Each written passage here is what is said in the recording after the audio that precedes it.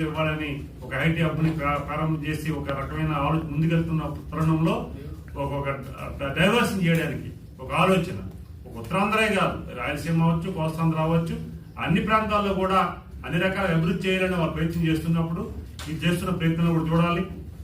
మేము మొన్ననే యూరియా కూడా కొత్త లేకుండా మనకు రావడం జరిగింది. ప్రతి ఒక్కరు కూడా చెప్పాం, ఛాలెంజ్ కూడా చేస్తాం. మా వ్యవసాయ శాఖ మంత్రి అచ్చెన్నాయుడు గారు కూడా చెప్తున్నారు, మా ముఖ్యమంత్రి చెప్తున్నారు, ఎమ్మెల్యే చెప్తున్నారు, మంత్రులు చెప్తున్నారు, ఎంపీలు చెప్తున్నారు. ఏ రైతైనా సరే వచ్చి నేరుగా మా అధికారులకు కానీ, కలెక్టర్ గారికి కానీ, లేకపోతే మాకు కానీ ఫిర్యాదు చేస్తే ఖచ్చితంగా మేము ఆ యూరియాని సరఫరా చేసే సిద్ధంగా ఉన్నామని చెప్పాం. కానీ రాజకీయం చేయడానికి చేస్తున్న ప్రయత్నాలు కూడా చూస్తున్న విషయాన్ని కూడా మీ ద్వారా మేము తెలియజేసుకుంటున్నాం.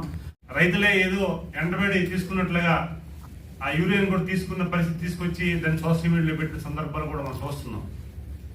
ఫేక్ న్యూస్ ని సృష్టించడం, ఫేక్ మాట్లాడడం, ప్రజల్ని తప్పుదారి పట్టించే నాయకత్వం గత జగన్మోహన్ రెడ్డి నుంచి మనం వాళ్ళు పార్టీ ఏర్పాటైన నుంచి కూడా మనం చూస్తున్నాం. అందుకే మేము చెప్తున్నాం, ఎన్డీఏ కూటమి గౌరవ ముఖ్యమంత్రి చంద్రబాబు నాయుడు గారు ఒక పద్ధతి ప్రకారంగా ఒక బాధ్యతతో ఈరోజు అన్ని వర్గాలకి, రైతాంగం కాదు, యూత్ కానీ లేకపోతే అన్ని వర్గాలు కూడా ఒక సంస్థానం ఇస్తూ ఈరోజు అందరికి కూడా అందుబాటులో ఉంటూ సంక్షేమ పథకాలని ఒక పక్క ఇస్తూ ఇంకో పక్క అభివృద్ధి కార్యక్రమం వైపు